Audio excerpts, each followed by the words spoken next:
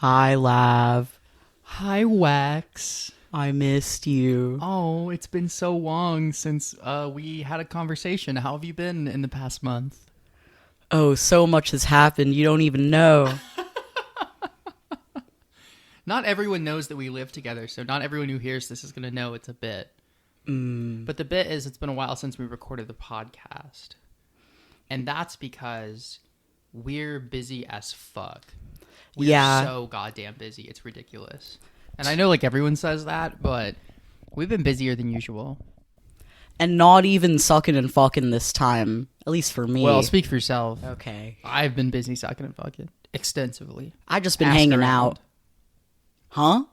You know what I've been busy doing? You know what we've been busy doing? What? Getting fit checked by Porter Robinson. Yeah. So today, the day that we're recording this, the 18th, Porter Robinson, electronic producer, musician, pop artist, in promotion of his new single and new album next week, did a pop-up where we live here in LA, where he gave away a bunch of clothes from his closet. Yeah, like a bunch of designer shit even. Yeah, a bunch of old like vintage merch. We were there. It was really fun. We spent a couple hours in line, in Silver Lake. It was a great time. Honestly, there's videos. I'm sure there's some Porter fans listening and, plenty of people who know us and will have seen us repost the videos. But yeah, we're on stream walking into a little shop with our fits, letting Porter Robinson give us a silent, brooding fit check, and then returning with some nice clothes for us. I got a piece of merch from the Virtual Self era, that EP, that's really cool and really cute, and I like it a lot. He clocked the dolls. Yeah, definitely. So there was one doll in front of us and 3 dolls in our group, and 3 of those 4 dolls got specifically Virtual Self era merch. Something to consider. But you, because you pulled up, you arrived with the utmost T-Boy swag. Mm-hmm. And And he cool ass pants. He returned T-Boy swag back upon me. Something sorely needed for me after a load of my laundry was stolen from our apartment complex. Oh yeah, This is laundry room. That was 2 laundry weeks ago. Yeah, we already had you a clothing swap to replenish your drip, but allow Porter to contribute a sweet ass pair of pants. He doesn't even know, because you also couldn't say anything to him. Yeah, we had to sit there silently and be judged. All of these videos, at least the video of me, is on my TikTok and on my Instagram. If you're hearing this episode and want to watch them, just slide on us. We'll show you, or you can pour through the video on-demand version of the entire 2.5 hour stream to see if you can pinpoint exactly when we're there. It was really fun. I will say, I used to do stuff like that occasionally in Atlanta. Like a lot of hip hop artists would do album release parties or pop-ups and stuff like that. And I love being in an area where that stuff is commonplace. Because, he posted the announcement of it overnight in the middle of the night, LA time. So neither of us even knew about it until we woke up. And then it was like, as soon as he drops the address, it's like, oh, this is not that far away, so let's get over there. And luckily we're basically unemployed, kind of. We're on the work from home, I was going to say grind set, but it's more of like a nap set. Chill set. I mean, as far as they know, we're professional podcasters. I love that. No one listens to this and thinks that we're professional podcasters, I think is the punchline there. Mm-hmm. If we were professional podcasters, we wouldn't have waited an entire month before recording this episode. Yeah, if we were professional podcasters, I'd know what I was going to say before I said it. That is part of the charm of not being professional podcasters, is never knowing what the hell Lex is about to say. Welcome to Brain Frot. Episode, stick with 10? I think it's 10. Episode 10. Welcome to episode 10 of Brain Frot. Yay. a couple episodes ago, episode 5, I think. Yeah, we talked about music. Talked about trans femmes in music because we both really loved underscores. We talked about Dorian Electra. We talked about Dorian Electra. We talked about Jane Remover, Anohani, Liturgy.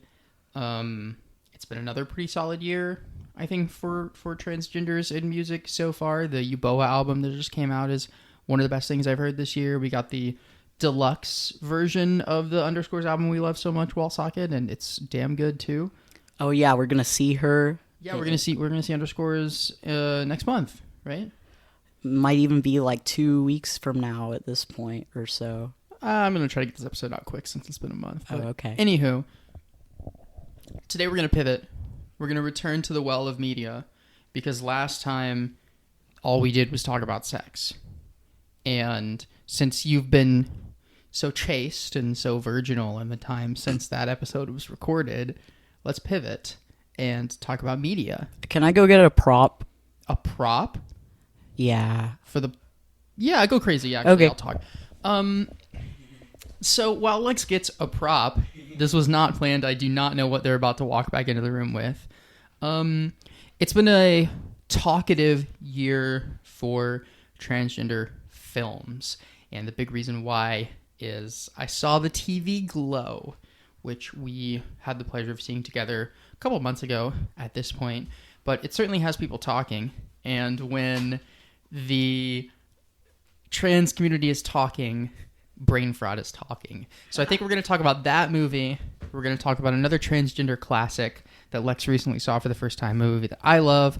And then just some other various examples of trans representation on screen and what we think of it and how it serves both as mass media to be consumed in a culturally important sense and how actually good and entertaining it is. That's a good...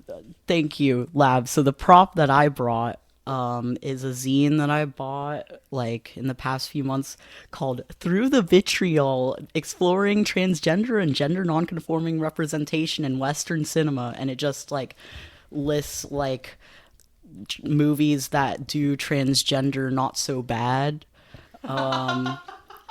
And it was published last year, so it's pre-TV Glow and pre-People's Joke, like pre this year. I don't know. I just brought it as a reference material. Yeah, that's awesome. The Danish Girl is in here. Yeah, I can talk about the Danish Girl. I'm going to, before I forget, pull my Audacity window back up so I know if something disastrous happens. You want to start with TV Glow since that's what everyone's talking about? Yeah, I think it's the juiciest one. So we'll do a couple minutes of spoiler-free to start. I saw the TV Glow is somewhat of an elevated horror film. It is not A24, but if you like the A24 elevated horrors, particularly the more psychologically engaging ones, it's definitely the kind of movie that I think you would enjoy and want to see. Has a really distinct vintage visual motif. Definitely a time and place of the 90s. There is a TV show that is particularly relevant to the... What's the TV show called? Pink Opaque? Pink Opaque, yeah. Yeah, there's a TV show called The Pink Opaque, and Pink Opaque very much is in the same vein as a lot of 90s like teen action shows, like Buffy the Vampire Slayer, Sabrina, Xena Warrior Princess. I think the predominant influence is probably Buffy, but there's a lot of 90s TV that goes in together to influence the sort of aesthetic charms of the very important role that the TV plays in I Saw the TV Glow. Right. Wow, you looked like you had so much more to say. No, I was trying to think of something to say. Sorry, you can continue. Yeah, so this is the second film from, what is their name, the director? Jane Schoenbrunn. Jane Schoenbrunn, who made World's Fair a couple years ago. I haven't seen World's Fair. I liked World's Fair, which is why I was excited about TV Glow. It took me too long to see it, like all movies these days, but we did eventually go and see it together. I recommend a theater experience for a couple of reasons. It's sort of multimedia.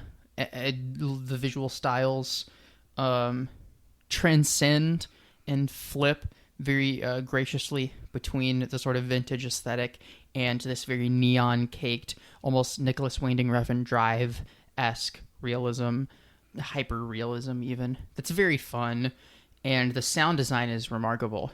Underrated, probably my favorite part of the movie is how good the sound is and how unpredictable the sound is. So maybe it's a little late now, but if you get the chance to see it in theaters, totally do. If you're somehow transgender and haven't seen it yet, I mean, come on. What are you doing? I actually have a discussion topic regarding this movie, and it is more in the spoilery territory just because, I mean, it's talking more about, like, the plot of what happens in the movie. Let's do it. So, from this point forward, we will spoil, safe to say, the entirety of I Saw the TV Globe? Cool. So, the crux of it is that the main character, Owen, is an egg and is kind of addressing feelings of dysphoria inside themselves, and they kind of keep having like a sort of ghost from their past friend who keeps showing back up, trying to essentially urge Owen to transition. Pretty much is like what the metaphor is.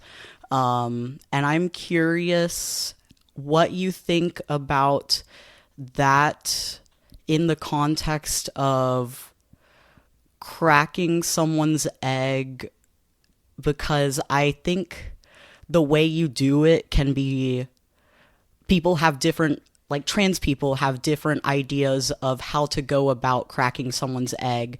If you should take a more gentle approach and try and guide them towards the answer of transition, or, I mean, to me, what Maddie was trying to do in the movie was a lot more of a, like, trying to, like, shake Owen awake, more confrontational, urging to transition, like telling Owen almost directly, you know, that they're like that something's not right, that you know, not directly saying that they're trans, but basically saying it. And I think that I hear trans people have conflicting opinions about if it's okay to crack someone's egg like that, like be more like you are trans, because like I feel like it can scare a person off, because like I think that's what happens to Owen, is like he is so confronted by this fact that it ends up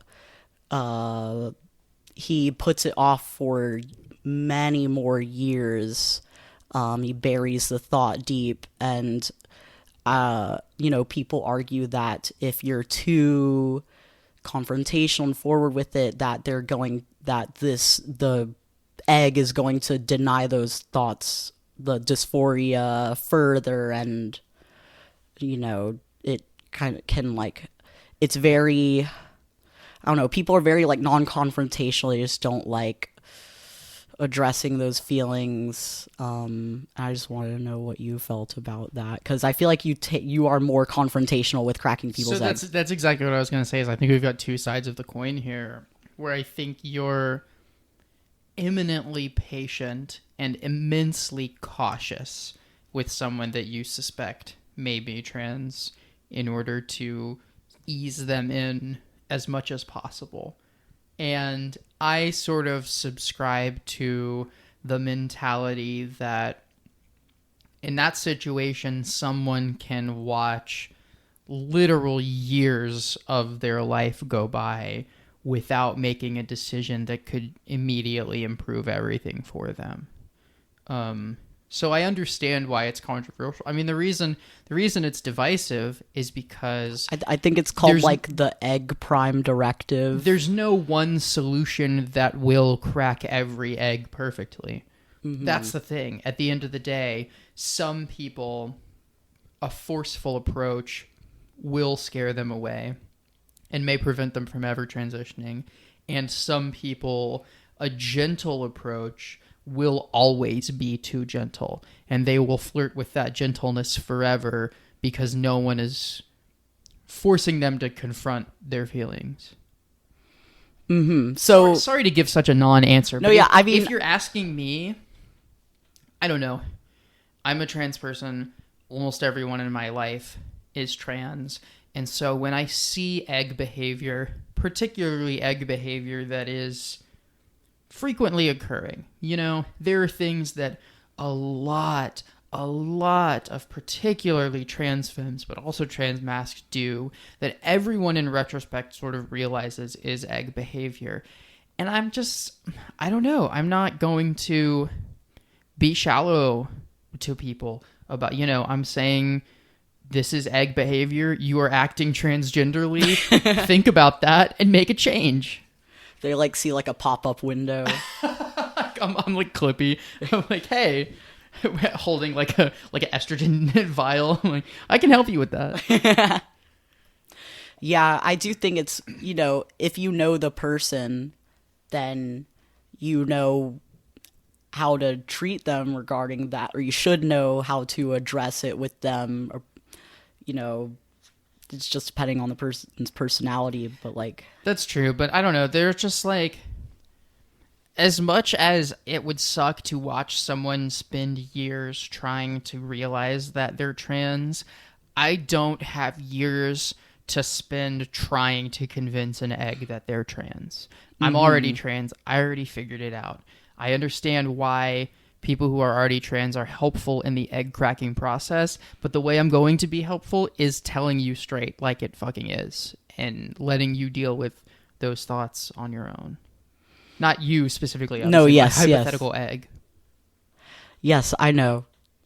This might be controversial, but I feel like you take it and this is like personal. I feel like you take it a bit further with non-binary trans femmes, and you want to crack their egg into full trans woman when maybe they're just non-binary or like still exploring. That's interesting. You think that I do that to trans femmes and not non-binary trans mascs? I think you would agree that they're probably more non-binary. I mean, we're just like speculating right now. But... Yeah. I mean, I understand what you're saying. I like to... I mean, first of all, I think that's pretty common. I'm just thinking of like non-binary trans femmes you've hooked up with, and you're like, oh, they're using they, she right now, but I'm just waiting for the she, her to drop.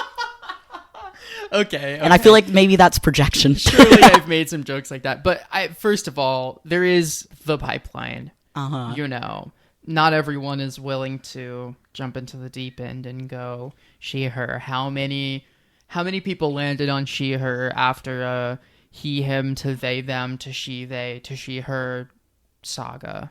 So everyone has their journey. It's not unheard of, but maybe I crack a joke or two that I shouldn't about it. But I have no issue. I also crack a lot of jokes because I am a binary trans femme in a back world at the where Lav is NB-phobic almost allegations. Everyone is in our community is some measure of non-binary. Being a binary trans woman is, at least in our fucking AGP ass circle of bitches in their 20s, very uncommon. Most of these bitches are she-theys at this point. But I don't, that's fine with me. I hook up with a bunch of she-theys. I'm friends with a bunch of she-theys. I'm not actually genuinely I know you're not pressuring like anyone. actually anti-NB or anything. It's just like... You're just trying to get me in trouble. It's just like, yeah, we're in like more of an age of like gender deconstruction that it's like, I don't know. I also don't know that many people with like, who are just like binary trans people and like normal about it. But you get the gold star. Oh, gold star non-binary or gold star binary trans person. I'm honored. So back to TV Glow, which first of all, it's great that a movie can spark such a specific and nuanced discussion about trans culture. Period. I mean, that's delightful. We don't get that a whole ton. Yeah, I mean, there's already enough articles from like cisgender reviewers who are dancing around the main allegory of the whole movie. So that's something worth talking about. Speaking of cisgender reviewers, a lot of people who did not love the film pointed out a critique that it almost sort of only reaches its full potential if you are a transgender person. And a lot of people responded to that. Yeah, I disagree with A that. lot of people responded to that and said, I am a cisgender person, and the abject horror of waking up in my own body every day from this film translated perfectly to me. Yeah, like I think cis people can have dysphoria. It's just not gender dysphoria. You can have like body dysmorphia. You can just feel like dysphoria about like your life situation. I think you can make an argument that while there are certainly undertones of transgenderness, like, the main character's flash with cross-dressing, the fact that his primary interest is referred to as, a girl thing, and that's like an issue. You could also, it wouldn't be hard to reframe that movie in the image of any major decision that someone puts off because it's convenient. Yeah, or just like the feeling of being trapped like in your suburb town, or the feeling of like just what depression is and what like if you've ever experienced mental illness or like apathy. I feel like there's a lot of like those really uncomfortable deep feelings inside you that like you don't have to be transgender to have felt in your life. Right. And speaking of uncomfortable feelings, this film ends on a note that has really struck people.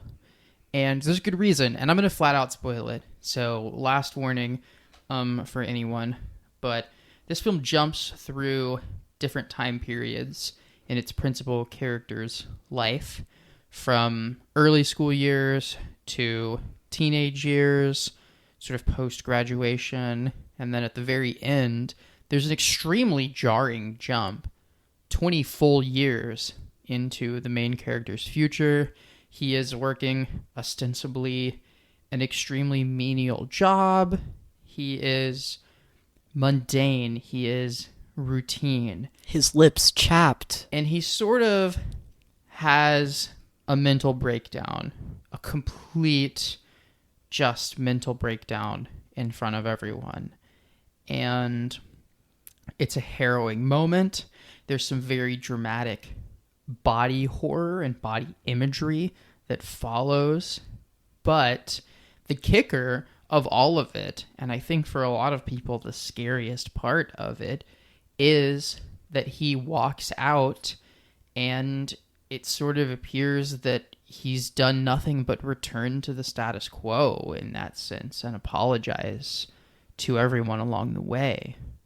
And I think that really gripped people in a way that to be completely honest with you, had I seen the film alone, I would have been compelled by that ending. It didn't make me emotional, and it made everyone around us emotional.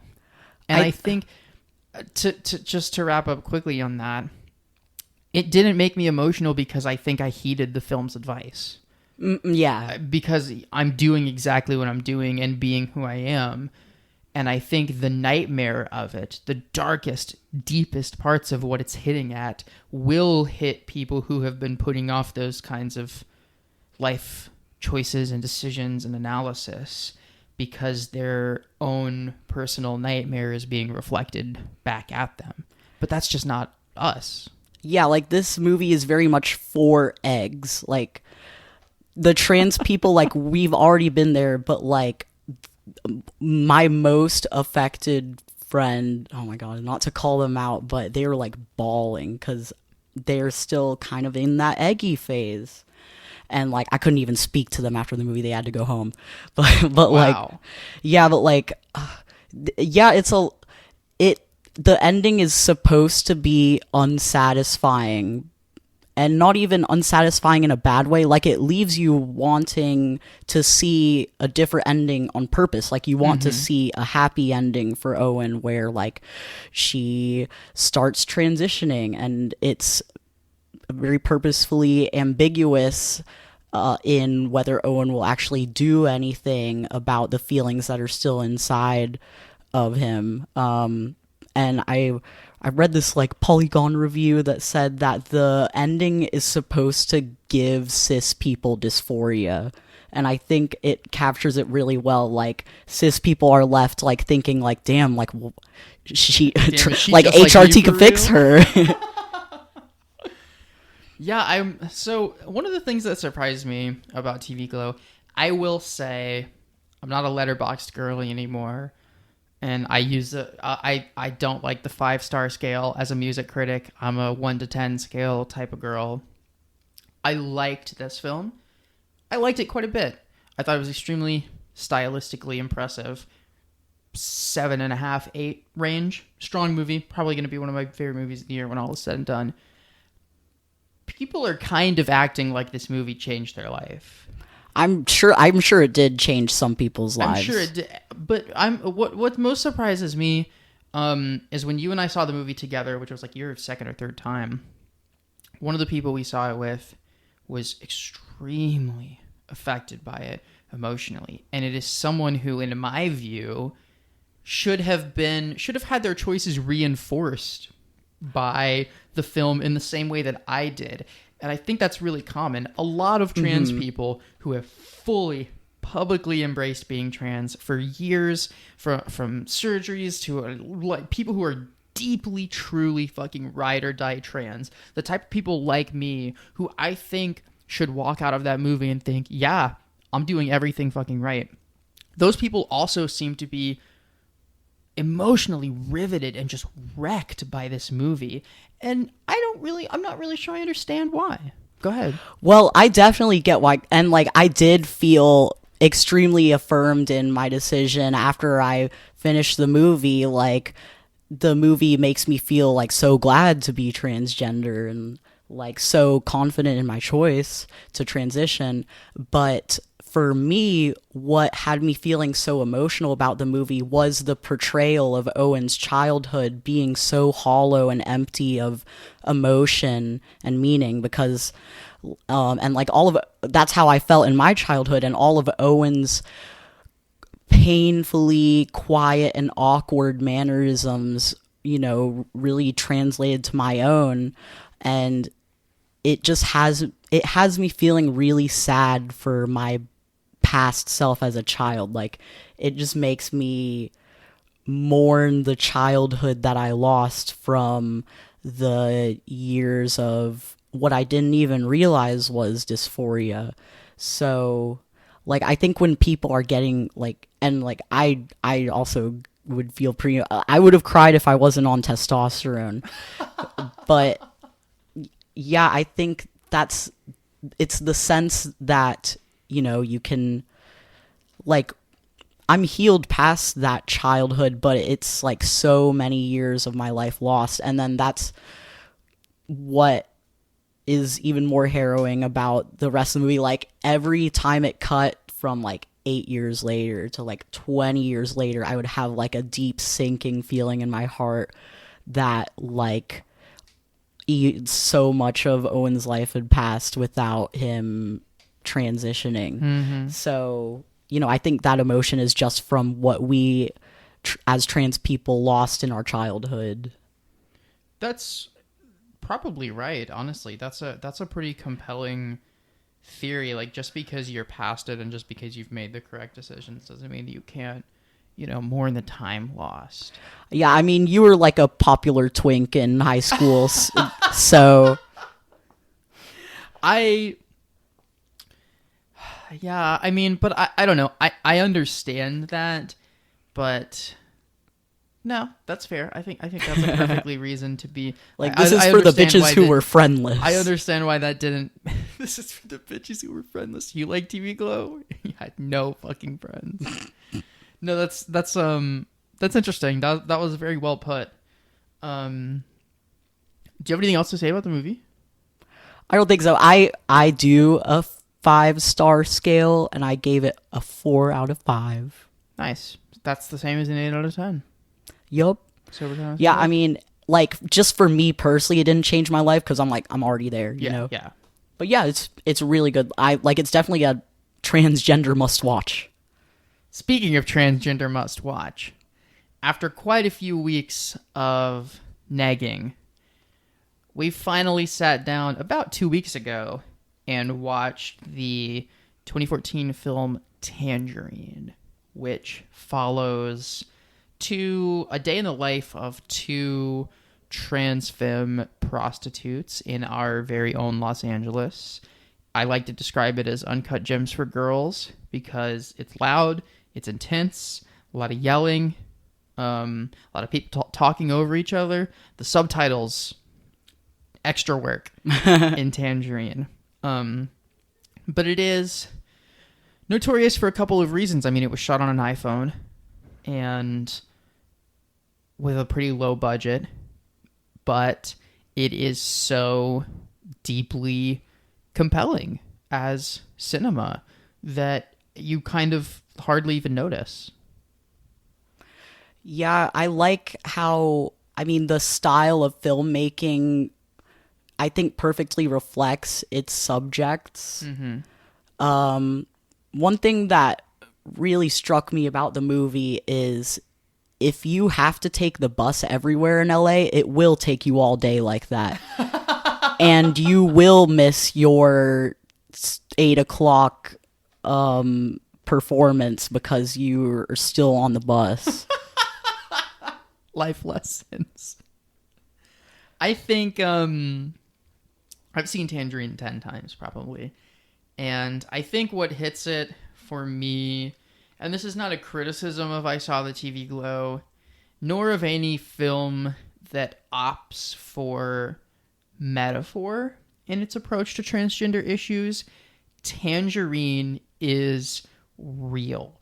It is raw. It is genuine as fuck. It is uncompromisingly transgender. And it represents both the highest highs of sisterhood among trans femmes and the beauties and the delightfulness of being trans, as well as the lowest of lows. So many slurs, so much hate, a genuine hate crime, a kind of a complicated emotional ending of one of those moments of sisterhood that follows a pretty dark and harrowing moment. It is uncompromisingly transgender in an entire spectrum, and I really fuck with that.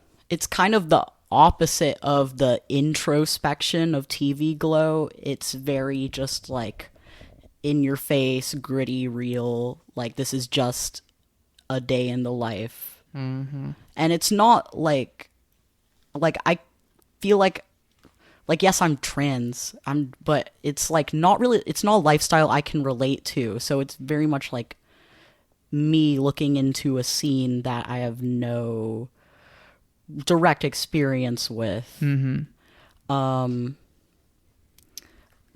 Were the actresses like Actual prostitutes? Or like, are they professional actresses? No. Or like, oh, okay. Because I you can like get that sense. Yeah, definitely. I mean, yeah, I think, that it's part of the realness of it. Yeah, I like that. Yeah, and, funny enough, Florida Project sense. It's very attuned to the realness of the situation. Mm-hmm. When the movie finished, I said that the ending was cute, and you were kind of like confused. It certainly has a reputation for being an emotionally wrenching past 20 minutes of the film. Should we spoil this? Tangerine is a movie about 2 trans femme prostitutes in Los Angeles. It is a single day in the life. It is loud. It is explicit. It is brash. It is uncompromising. If that sounds like a movie you want to watch, stop listening and go watch it. It's very good. It's on Netflix. Comes highly recommended. Let's spoil the movie. The climax of the film is a massive argument between basically every single character involved in the entire film. It's crazy how many bitches they got in that donut shop. Basically every single character in the movie comes together at the very end for a massive fight that is sort of designed to leave no one happy at the end of it. No one is satisfied. No one is content. It's sort of sadness, but it doesn't allow itself to wallow in it because it's so quippy, it's so loud, it's so brash. It's hard to even finish the climax of Tangerine and feel sad because it's like overwhelming. It's like, what the fuck just happened? You know, it's only in thoughtfulness afterwards that you even realize that everyone leaves that donut shop feeling worse than they did when they came in. However, that is immediately followed up by a trans woman being hate crimed in the street. And one of those moments of trans sisterhood that follows. In this case, one of the women has to wash her wig, and so her best friend basically gives her their wig to wear in the meantime, which is symbolically very cute. It's the lasting impression of the film of, you know, trans femme sisterhood. But I think a lot of people are jarred by that because it's a very cinematic climax followed by a very achingly real and sad conclusion. And so you seeing one girl let another girl borrow her wig and being like, oh, that's kind of struck me as a little bit odd because I've always seen that as a very harrowing moment. I don't mean it in a crass way. I was kind of trying to remark on like how sweet it was that like they are still there for each other even after they were just fighting over like a man. And you know, her best friend was already walking away from her when she got hate crimed, but you know, she still comes back to check that she's okay. So I thought that was cute. I guess I see where you're coming from, but to me, I think it's again, I'll say harrowing and enlightening reminder that other trans people really are all we have. Mm-hmm. Which is, I mean, you could spin that positively and negatively at the same time. Like, I feel sweet about that. It's a nice sentiment, but it's like, you know, you follow that trail of logic back to the reason we have to have each other's back in the first place. Yeah. So did you like Tangerine? What were your thoughts on it did. as a movie? How many stars did you give it on Letterboxd? I gave it 4 out of 5 stars. Recurring theme? Yeah. Well, I just give 4 stars for like things that are really good but didn't blow me away. Fair enough. But like, I think I liked that throughout the movie. Actually, no.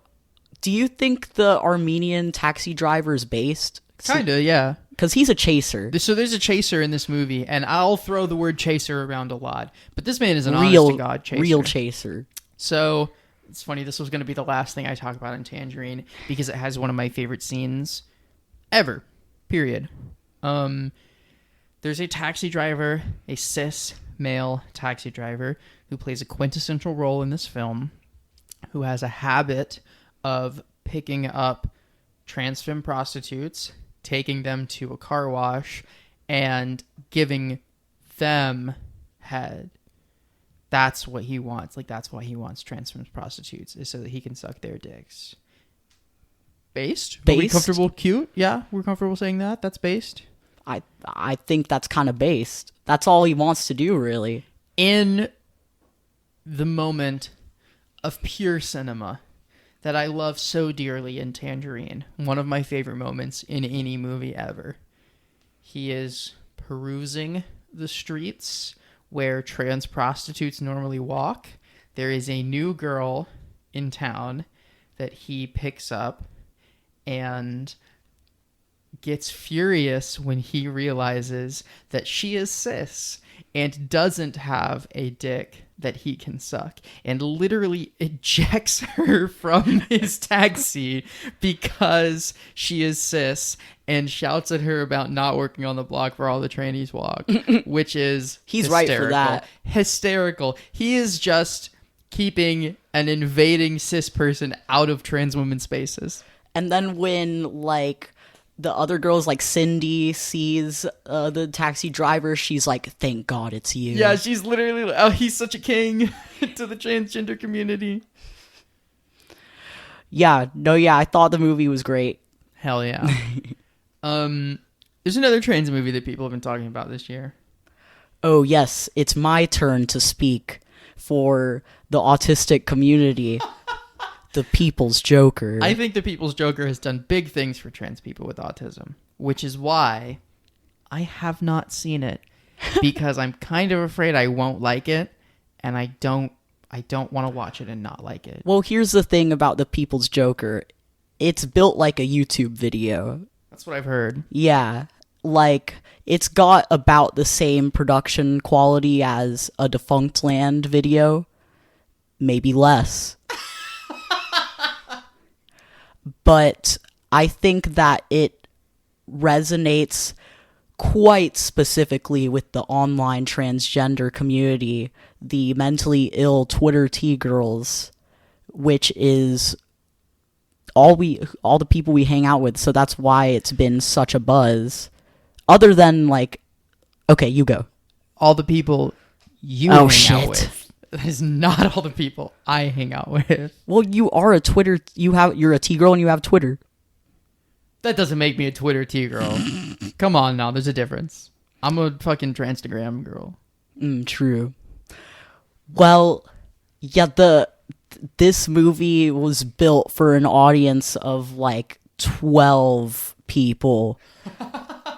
And I see them every week at like the transgender function, and we all love the movie for how specifically it reflects the online transgender experience. It's not, but it's just like the way it's written, you can tell that a Twitter T-girl wrote this. But like the actual portrayals of like it does portray kind of similar to TV Glow, like childhood dysphoria, but in a much more a very different tone. Like the People's Joker is supposed to be funny mostly. So here's the nail in the coffin for me. Saw the trailer, didn't love it.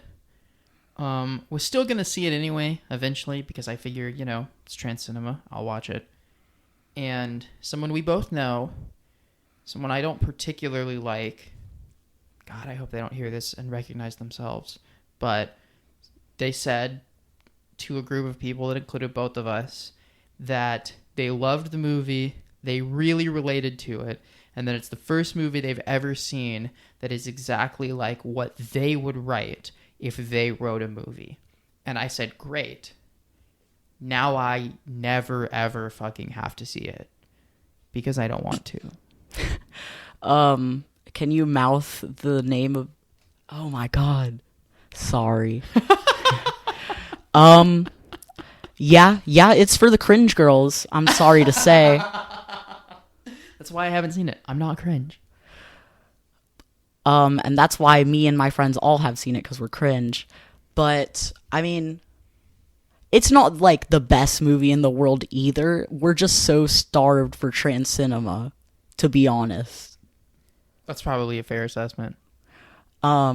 Speaking of trans cinema, is there anything else that sticks out to you as sort of, like, iconoclast of recent transgender exposure through cinema? I mean, you brought up The Danish Girl earlier, because I've long been a fan of that movie, movie that gets criticized because its trans woman is played by a cis man, which is irresponsible, which I do not condone.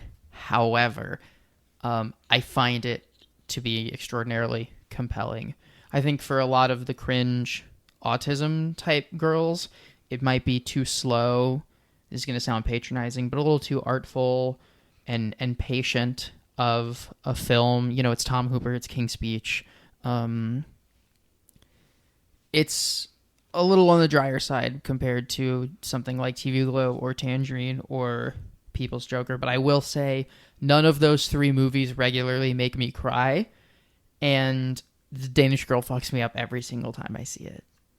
Yeah, I've heard, like, you're not the first binary trans woman who I've heard say that The Danish Girl makes them cry more than other movies do. That's interesting distinction. I think there's something You binary think about this. Binary trans woman might like The Danish Girl. I mean, I've never seen The Danish Girl, so I can't speak as to why. We should investigate this. That you might be onto something there.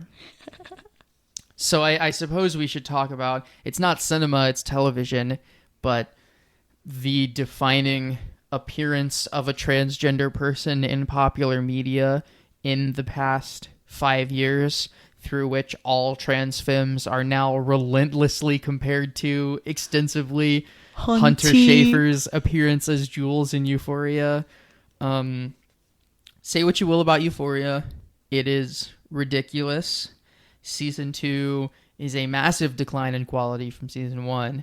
However, the Jules special is, because Hunter was given so much creative control over it, is an unwaveringly transgender experience, and one that is honest, reflective, specific to her, but broad-reaching in the kinds of things that it seeks to analyze. It talks about her family dynamics in a way that is commonly dealt with for trans people. It talks about hormones and why we take hormones for the simple and the complicated reasons. I really, really enjoy the Jules special. I also enjoy, they don't have dedicated episodes in Euphoria, but season 1, episode 4 is about Jules's backstory and sort of how she arrived at where she is in the present day. And it's some of the realest shit I have ever fucking seen in my entire life. I mean, clearly they got some actual fucking trans femmes on board to understand the, you know, pipeline of girls who realize when they're young enough to jump on Grindr and hang out with fucking pervy older men, which is a central plot line of the show. But yeah, I so much credit at certain points and so much disaster at certain points in Euphoria. It's very much a best and worst in terms of portraying trans women on film. Yeah, I think Hunter Schafer nailed it so well with the Jules that now she's kind of pivoting into, I don't want to play trans characters anymore. I think she literally said that, like, she just wants to play women. Yeah. And, like, I think that's based. Yeah, I mean, good for her. The fact that Jules is trans is not a super important plotline in Euphoria. It comes up, but save for a handful of moments, you could almost make her a cis woman and have broadly similar results in the story. Like, it's kind of more important that she's, like, Rue's toxic bestie love. Yeah. Anyway. I don't particularly love Euphoria there, but, you know, like a lot of media that gets that popular, there are gleaming, and, you know, I've seen everything Sam Levinson made, so I'm comfortable saying accidental moments of genius weaved into Euphoria in between all of the slop. The slop. Is there any trans representation, however nuanced it may be, that particularly appealed to you cinematically or on television? Did you ever see Transparent or Orange is the New Black? Yeah, I saw Orange is the New Black. I think Orange is the New Black was actually, like, you know, my and many people's first exposure to, like, a major trans character who isn't a joke. Mm-hmm. And Laverne Cox is great. Yeah, that character is taken seriously, put through, you know, some unfortunate situations, but I think it's in pursuit of authenticity in portraying the awfulness of the American prison system. Yeah, I think it's cool when like one of the like the best character on your show is trans, like many such cases. So what are some of your other, personal favorites? Well, you've never watched Pose, have you? No, I'm familiar with the world of Pose, but I've never specifically watched it. It is really good. I believe you. I totally believe you. And like, I mean, when you can tell that a show or movie has had a lot of creative input from trans people, that's obvious. It really shows, and I think that shows with Pose a lot. Like, Okay. I think it's like almost all trans cast. That's awesome. Yeah. Do you think it's a good television show, or do you think it has a lot of transgender people in it? I think it's good for the first one to two. Many such There cases. is a cutoff point in season 2 where what's his name? Ryan Murphy. Yeah, there's a reason Ryan Murphy has the reputation he has these days. Let's call it that. Yeah, so I like when I can tell that an episode was more directed by the trans cast, or they had like Janet Mock as a producer, and I don't like when you can smell the Ryan Murphy in some of the other episodes. That's really funny. I was going to point out Difficult People, the sitcom, the Billy Eichner sitcom. I wish I could remember the other girl's name who is with the principal cast member in it. But Difficult People is kind of like if I wrote a sitcom that was only for me. I get why it's not popular or particularly successful. It requires you to know tons of sharp edge pop culture references. It requires you to have no empathy whatsoever for any of the characters because they're constantly ridiculing the shit out of each other. But it's so funny. It really cracks me. One of my girlfriends in a previous Polycule showed it to me. It has a doll among the principal cast members. She's not a main character, but she does play a hilarious role, and I feel oftentimes like I live as a doll in a world where everyone is making hot fire, witty, sharp edge pop culture references and being mean as fuck to each other for no discernible reason. So I love Difficult People. I haven't heard of it, but Do you know Billy Eichner, like Billy on Yeah. the Street? Yeah, so he's one of the like main characters in it. It's very funny. I recommend it if you're like a jaded bad person like me. yeah, it's perfect for you. The difficult person in question. Mwah. I feel like we have to say something about the Matrix, right? I feel like if we don't say Perhaps. something about the Matrix, people will be like, "You didn't talk about the Matrix." Yeah, I mean, the Wachowskis, though not appearing, I mean, I'm sure they've been in films before, but principally they're known as directors, and The Matrix is often, considered a very high-profile trans allegory. At least it is these days. It's good. It's a good movie. Groundbreaking technology, ambitious undertaking for two directors so early in their career. I see the transgender signs. I'm not sure I believe they're as explicit and planned as many people do. I think it was probably all subconscious when they wrote it. Perhaps, And yeah. like That doesn't invalidate it. I mean, yeah, the subconscious can show through even years after you made it. I think that's probably Definitely. true. It is really good. I should update my Letterboxd top 4 because I feel like I would replace like bodies with that. So you think The Matrix is one of your 4 favorite movies of all time?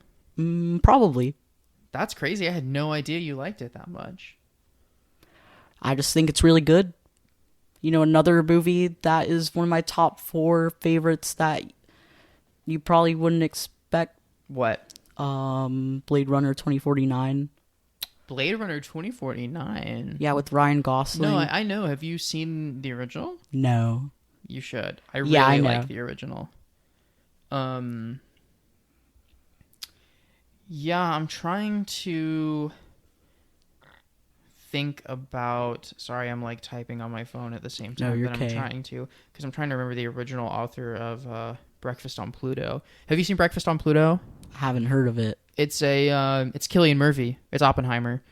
playing a trans woman. Oh, right. I've seen like gifs of her Yeah, online. yeah. Her name's Kitty. She's so cunty and so slay. Hmm. I wouldn't call it a good movie in terms of representation. I mean, it was 2005 after all, but it is a compelling movie centered around a transgender character, and it is remarkably well written and performed. I think that's all I got. I mean, there's other trans people on film. Boys Don't Cry. It's very influential for good reasons. Crying Game, influential for bad reasons. But yeah, those are some of the ones that really stand out to me. Some of the ones that I would recommend. Did you ever watch or read Orlando? No, I didn't, but I know about it. Yeah, I've been meaning to read Orlando. I'm trying to get cast in the Detransition Baby TV show adaptation. Right. We should talk about books next. Because I'm still reading Nevada. Could definitely do that. I would have to read a little bit. I'll cover the transgender nonfiction. You cover the transgender fiction. How about that? What's the transgender nonfiction? I mean, there's a ton of fucking, theory books and personal Oh, okay. essays and a million different things I could read Right. that are encompassing transgender Yeah, I have the nonfiction. Susan Stryker trans history book. Yeah, we should do books next. Something to think about. Transgender book club. Hey, I think that's it.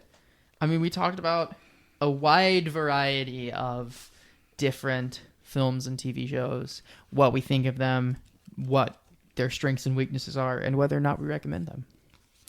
Yeah, I have the prop that I got like maybe an hour ago that I mentioned by name an hour ago. If you just like come to my apartment, you can look at it. And there's a lot more movies in here too that were not mentioned. This episode was articulate. This episode was thoughtful. I think this is the most I've This thought episode was insightful, in all 10 episodes. which means that That the next next episode episode can be dumb as shit and horny. Bottoming. Something to look forward to. Okay, bye. Mwah.